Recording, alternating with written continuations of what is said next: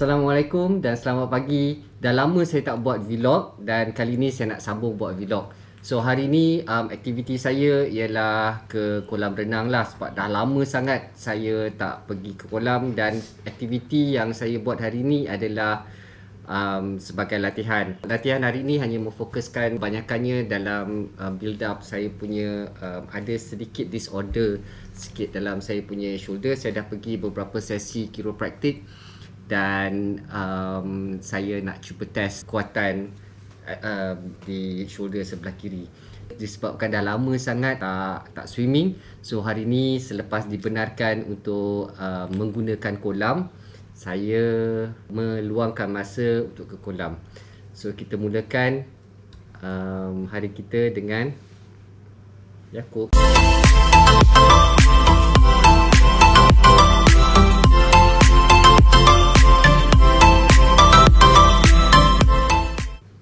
Okey, sedikit apa yang untuk latihan, apa yang paling penting yang saya gunakan dalam sesi latihan saya ialah kita nak tengok berapa kita punya performance ya. Saya menggunakan Xiaomi smartwatch. Xiaomi smartwatch ni banyak feature-feature yang kita boleh manfaatkan dan kita tengok kita punya performance. So dia ni akan secara Bluetooth akan link kepada kita punya smartphone, dan antara feature-feature yang kita boleh tengok semasa kita membuat latihan adalah, pertama kita tengok kita punya work time. Work time ini adalah berapa lama kita spend dalam air ya. Okey, average pace kita berapa per 100 meter, dan kita punya kalori yang kita burn setiap kali kita menjalankan kita punya aktiviti. Dan main style yang ini masa saya menggunakan tu saya menggunakan breaststroke lah. So kalau kita menggunakan breaststroke campur dengan freestyle, so dia akan mengambil yang mana popular, yang mana banyak stroke yang kita guna dalam sesuatu aktiviti tu. Average heart rate pun kita dapat ketahui, average stroke speed. Swerve ni adalah kita punya efficiency dalam kita punya stroke per length yang kita swim. Okay, that is swerve. Ya, ini amat berguna untuk swimming dan aktiviti seperti golfing. Average pool distance, best pace per 100 meter, pause time, kalau kita dah terpancit, berapa lama kita pause, total time yang kita buat dalam satu aktiviti tu sebelum kita continue kita punya sambungan, dan maximum heart rate. So untuk heart rate kita ada maximum dengan average heart rate maximum yang kita pergi, dan secara average ataupun purata. Berapa laps kita buat, total stroke yang kita buat, dan maximum stroke rate. Okey, lepas ni saya nak tunjuk kepada anda apa yang saya dah kumpulkan selama saya menjadi seorang penyelam secara, tak katalah profesional, tapi secara sepenuh masa kot. Okey, pause.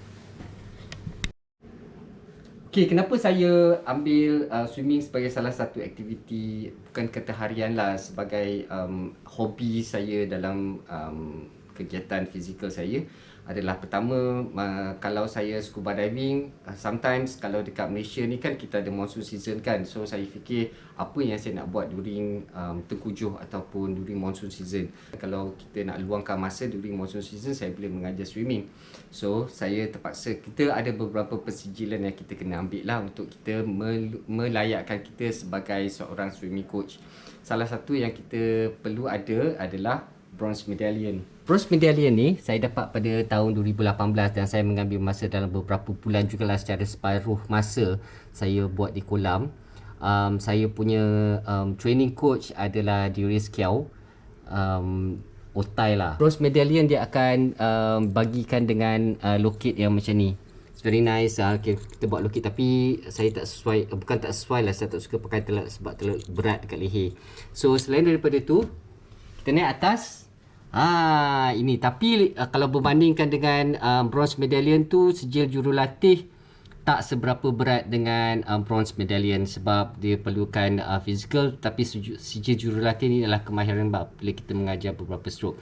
So kemahiran saya ada 2 saja stroke yang saya gunakan untuk mengajar, iaitu breaststroke dengan freestyle. Okey, sekarang ni bawa kepada anda apa barang-barang yang saya perlukan untuk aktiviti kali ni. Hanger kalau bila kita dah tukar baju. Untuk aktiviti kali ni saya rasa saya tak bawa pelampung ni, sebab saya nak menggunakan banyak kepada badan dan kaki saya. So yang ni apungan ataupun buoyancy kita. Saya perlukan paddle, of course goggles. Swim cap ni saya pun masa saya training saya tak pakai pun. Tapi masa saya lebih kepada nak endurance kan, benda tu tak menghalang kita punya efficiency in the pool. Saya ada 2 Ni penting toiletries. Swim fin. Swim fin nanti dekat kolam saya akan ceritakan bentuk-bentuk ataupun jenis-jenis swim fin yang ada available, tapi saya menggunakan yang long swim fin. Okey. Ada beberapa jenis lah, jangan tersalah pilih. Ada yang tujuan-tujuan yang lain. Okey. Yang ini kalau kena tahan, saya ada face shield. Ni face shield ni digunakan di dalam air lah. Tengok, terlalu lasak dalam air, sebab takkan nak pakai face mask dalam air, sebab face mask dia serap kan, nanti dia jadi berat, dia melondi-londi. Lepas tu lagi satu yang jenis yang keras tu, dia bila berlanggar dengan orang tu dia akan bercalar-calar. So dia apabila kita kat surface, normally saya pakai yang type yang macam ni kan. Kalau banyak yang frontliners pun pakai yang jenis macam ni je, berapa murah je dekat DIY. Okay, dah tentu my dry towel, my rash guard. Okay, pool yang saya nak pergi ni is outdoor. So kalau outdoor dia air lebih warm berbandingkan kalau ada juga aktiviti yang saya buat dekat indoor swimming pool, so lebih sejuk. So saya kena pakai 0.5 to 1.5 mm punya suit untuk compensate dengan suhu. Alright, I think that's it. Kita jumpa dekat kolam. Hai, saya dah bersiap-siap pergi, dan swimming buddy saya. Hai, kita dah sampai tempat yang saya nak bawa anda. Masih berjalan lagi lah. Ni poster saya. Tak ada, Hamzah nama dia.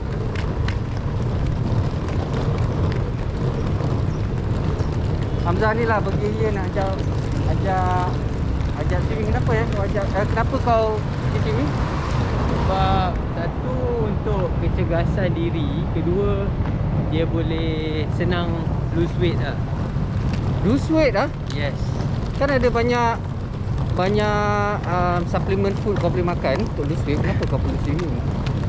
Kita nak original lah. Kita kena movekan kita punya muscle, tapi kita tak penat. Kalau jogging saya cepat penat. Kalau berenang jarang penat lah. Entahlah. Okay, kita tengok dekat sini ramai yang dah sampai. Ada lah yang menggunakan aktiviti pagi, macam-macam aktiviti lah kat sini yang boleh buat. So kita sampai ke DJ Farm. Okay, kita selalunya sekarang ni diorang buat open for booking online dulu. Dan kita check kita punya online dan buat kita punya booking ada nama Muhammad Hamzah. Saya ada payment. booking ada nama Muhammad Hamzah. 9 Hamzah. Suppose tadi ketat gila, sebab kalau if you book like 1 hour, dia memang bagi 1 hour sharp. So sebab kita dah buat booking online, so kalau kita nak extend tak boleh. So what we have decided adalah kita buat 2 jam terus. So kita akan dapat 2 lanes lah. Like 1 lane untuk 2 jam. Yelah, kau just imagine sekarang 9.30 kan. Kalau dia bagi sampai pukul 10 nak changing semua sekali, so it takes about 10 minutes je tinggal. So I actually need more than that. Okay, now we go to our changing room. Okay, seperti yang saya katakan tadi kan, beberapa equipment yang saya gunakan untuk swimming ni, dan atas tujuan apa kita menggunakan. First sekali saya perlukan saya punya dia panggil hand paddle. Hand paddle ni kita boleh letak di belakang, dan tujuan dia adalah untuk menjadikan kita punya swimming pool lebih efisien. Dan dia lebih efisien bermaksud kita punya pergerakan tu betul di dalam air. Sebab kalau kita pakai ni dan kita tidak efisien, dia seolah-olah dia secara indirect kita akan beritahu dan kita akan macam tak stable. So dengan cara ni kita pakai, kita secara tak langsung kita akan menjadikan kita punya swimming tu lebih stable. Dan kedua, dia lebih kuat pasal dia kayuh kan. Pasal dia kayuh dan dia menguatkan ataupun membetulkan kita punya muscle-muscle, terutama sekali di bahagian bahu, di bahagian lengan, di bahagian belakang dan di bahagian dada, chest. Ada beberapa jenis hand paddle ni. Kalau yang beginners, dia panggil finger paddle aja. Kalau yang finger paddle tu dia tidak membantu dalam efisiensi, tetapi dalam konteks pergerakan. Okey. Yang ini lebih lebar dan dia lebih susah untuk kita kayuh dengan yang besar ni. Dia banyak anda boleh beli secara online ataupun kedai-kedai yang swimming ada jual. Okey. Yang kedua adalah swim fin. Swim fin, tengok saya punya dah patah sikit ni. Ni student saya lah guna ni. Dia panjang.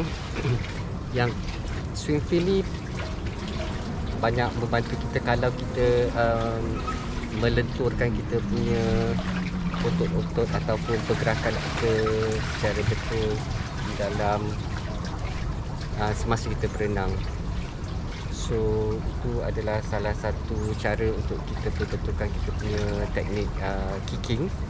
Dan yang kedua, kalau kita nak memfokuskan dari segi pergerakan kita ataupun tangan kita, kita tak perlu banyak kayuh sebab dia membantu untuk kita punya pergerakan yang lebih laju. So kita boleh fokuskan kepada kita punya tangan. Itu tujuan saya, sebab saya nak kuatkan saya punya sebelah tangan dan pergerakan kita hanya dibantu oleh ini. Right. So ada juga beberapa jenis yang ada yang sebelah pendek, ada yang macam itik punya kaki kan. So dan kanak-kanak sukalah pasal dia endurance, dia lebih laju pergerakan di dalam air atau kalau dalam air dia buat skin diving ataupun di atas permukaan. So eventually kanak-kanak akan secara indirectly akan belajar untuk peletakan kakinya dengan lebih betul. Okey, saya akan mulakan warm up laps dulu. Secara breaststroke sebelum kita pergi kepada freestyle.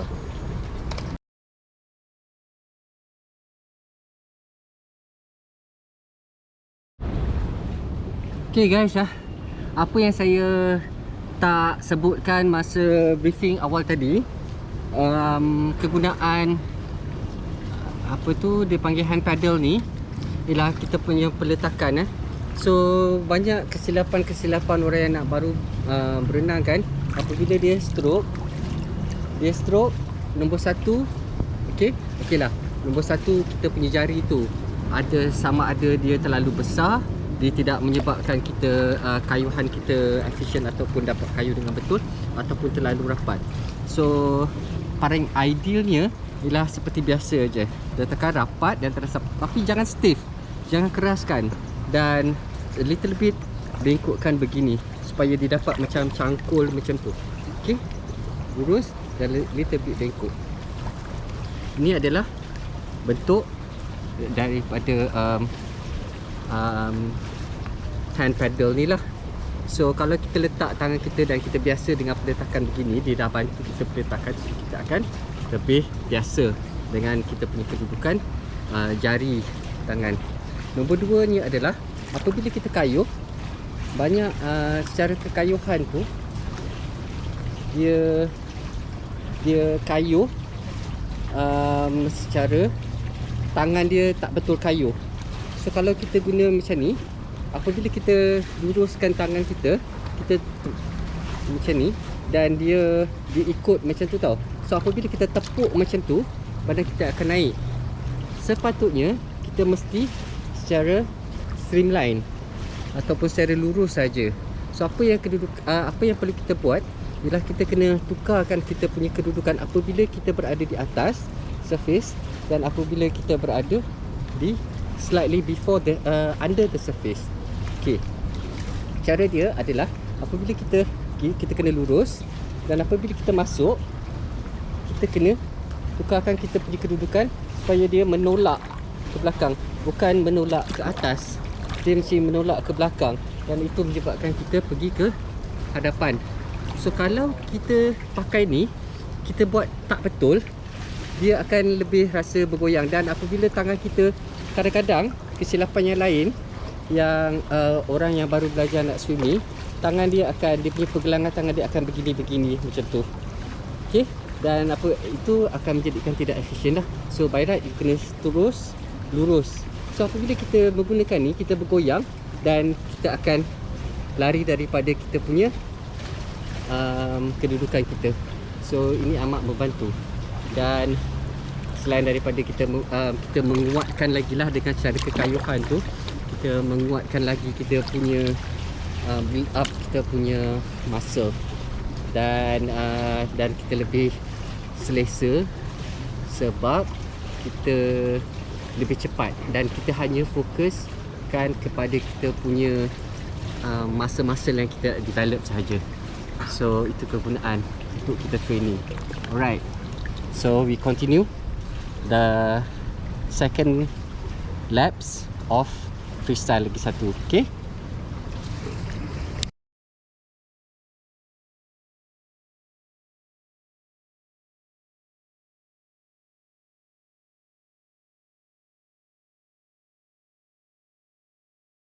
okay, setakat ni saya dah habis 16 lap. That comes to 800 meters, which is 200 meters of breaststroke, and the rest is freestyle, but using my swimming aids. Okay, ini adalah percubaan kali pertama selepas sekian lama saya dah terperap di rumah dan tidak boleh melakukan pergerakan fizikal yang secara rapid di pool especially. Dan InsyaAllah saya akan lebih kerap lagi untuk membuat exercise ini hanya untuk stamina dan kita punya refresh kita punya skill. So lepas ni kita makan. Okay guys, kita dah habis dah swimming, dan kita ingat kita nak makan lah dekat satu kedai dalam PJ Palm tu, nama dia Jam and Kaya.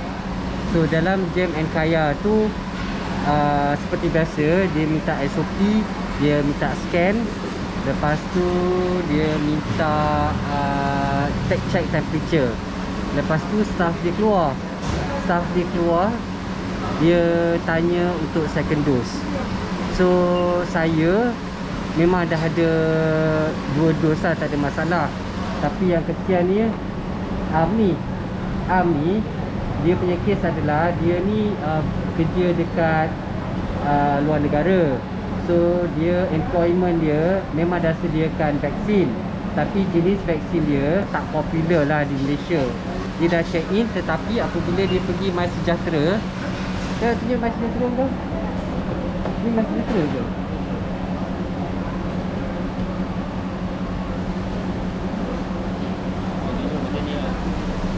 Kalau tengok dia punya My Sejahtera, dia punya status vaksinasi not vaccinated. Okey, dia dah ada kad dah sebenarnya. Kad dia dah mengatakan bahawa dia dapat Johnson & Johnson pada 30 bulan 5. So, mengikut MKN sendiri yang keluarkan, MKN punya arahan dalam perenggan dia kata dekat sini Pelan Pemulihan Negara PPN SOP Fasa 2. okey. Perenggan ketiga vaksinasi lengkap. So dalam vaksinasi lengkap tu saya bacakanlah dekat perenggan 3 ni, individu yang telah lengkap divaksin adalah individu yang telah memenuhi kriteria berikut. Bagi jenis vaksin yang memerlukan 2 dos suntikan seperti Pfizer, BioNTech, AstraZeneca, Sinovac, Moderna dan Sinopharm, individu berkenaan mestilah telah melepasi hari ke-14 dari tarikh suntikan dos kedua, atau bagi jenis vaksin yang hanya memerlukan 1 dos suntikan seperti Johnson & Johnson dan CanSino, individu berkenaan mestilah telah melepasi hari ke-28 dari tarikh suntikan. Ini adalah Pelan Pemulihan Negara yang dikeluarkan oleh Majlis Keselamatan Negara. Kita dah tunjuk dah ni, dan dah melepasi dah syarat-syarat yang ditetapkan oleh MKN. Tak tahu apa dia kata. Dia kata okey lah, awak nak makan juga, awak makan kat luar. That's not the purpose. Kita memang kita nak pergi kedai tu sebab kita nak makan dine in dalam lah. Dan kita tahu that kita memang dah lepas. Kalau dia tak lepas, kalau ni tak lepas pun, kenapa kita dah masuk, dapat dibenarkan masuk PJ Palm? Itulah isu dia, kenapa PJ Palm dapat masuk, tapi apabila kita nak makan dalam restoran dalam PJ Palm tak boleh pula. So at the end kita decide untuk makan je lah dekat Medan Selera Jalan 23 pun okey juga. Padahal yang ruginya kita rasa, dan kita pula tak nak macam gaduh-gaduh macam tu kan. Lepas tu kita Hamzah ni, dia tanya lah, dia nak tanya bila dia punya vaksin ni boleh updated. Tapi dia pergilah PPV hantar ke PKD, sampai ke PKD suruh pergi PPV. Lepas tu sampai dia asal dari Ipoh, dia datang Petaling. Lepas tu sebenarnya ambil gambar je. So it's just the process so simple. Tapi saya rasa kaki tangan kat situ pun tak tahu macam mana nak buat. So dia hantar sana, dia hantar sini, dia hantar situ, dan satu PPV kepada PKD akan masa dalam 45 minutes drive. So it's just waste of time lah, pendapat saya lah, dan pendapat dia juga. So a bit disappointed lah, pasal kita dah mengadap vaksin, kita dah ikut arahan, but still we are not allowed. Kita masih tidak dibenarkan. So a bit of frustration lah kan. So anyway, balik kepada kita punya streaming saya. Okay, selesai. Nasi lemak. So saya nak terangkan kepada anda apa yang saya dan Hamzah achieve. Okay, capai semasa kita training tadi. Okay, ni keputusan dia. So kita dah transfer dalam app phone ni. Workout time kita ada dalam okay lah, saya tunjuk sini lah. Okay, you can see myself and you can see my camera. Okay, kita punya workout time selama 1 jam 17 minit.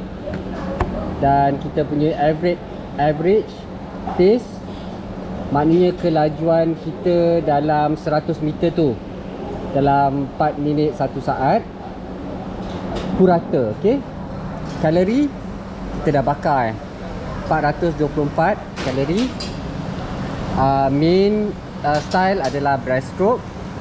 Heart rate average purata 122. Average stroke speed adalah speed kelajuan saya dah 21. Swerve 201. Average pull distance 0.96. Ni purata juga. Best pace per 100 meter adalah 1 minit 23 saat.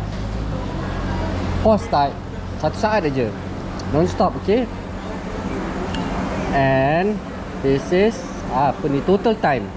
Total time ni samalah 1 jam 17 minit. Okay, dan maximum heart rate adalah 149. 30 laps yang kita buat. Total stroke 1610 dan maximum stroke rate adalah 30. So, do you think it's an achievement? Okay, macam mana? Korang rasa penat tak? Korang rasa tak penat? Wah, hebat. Tapi dia bila kita kekurangan, bukanlah kekurangan, ada orang akan cakap kekurangan, ada orang akan cakap kelebihan lah. Lepas kita dah rehat, kita dah mandi, lepas kita swimming memang kita akan flat. So balik lagi, dah rehat, dah mandi, memang kalau tidur tu berpetang lah. Dan kalau misalnya nak katakan, oh aku punya muscle dah naik, no, you don't feel that. So it's just a matter of consistency. Dan buat dia build up dia mungkin, tapi result dia dah ditunjuk lah dekat sini, berapa kalori kita burn semua sebagai kan. Dan we cannot expect the result like kita punya muscle tu terus ador macam tu in like one session. Then it's impossible lah. So itulah.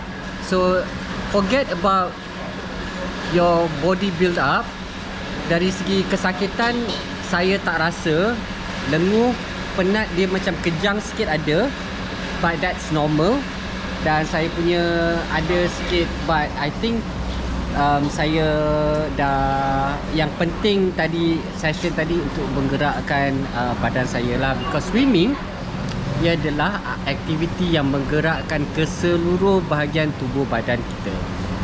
Okay, sekian saja untuk vlog kali ini. Jika anda suka dengan video ni, tolong tekan like, jangan lupa subscribe dan aktifkan loceng. Kita jumpa dalam vlog yang lain. Assalamualaikum dan jumpa lagi.